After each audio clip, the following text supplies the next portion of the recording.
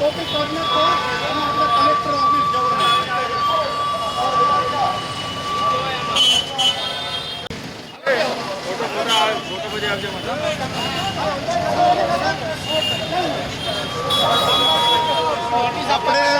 सूरत शहर ની અંદર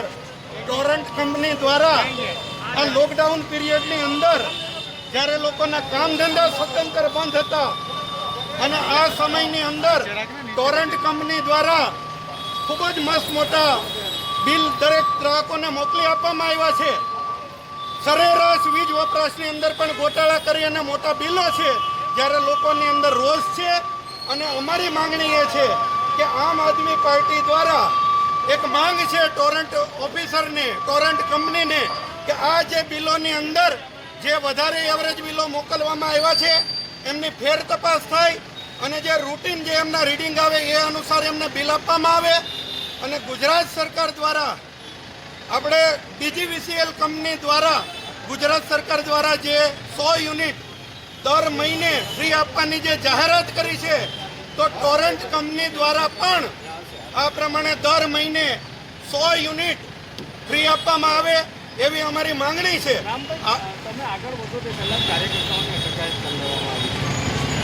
અમે આજે આ કાર્યક્રમ લોકો ઘણા સમયથી પીડાતા હતા. ટોરન્ટના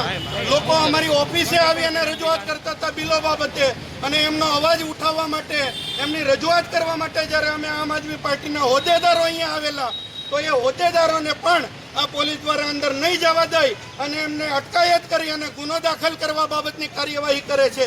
તો અમે એ કહેવા માંગીએ છીએ કે જો આવી જ રીતના અટકાયત થશે, આવી જ રીતના લોકો હેરાન પરેશાન થશે અને લોકોને એ ચાહે સ્કૂલ ફીનો મુદ્દો હોય,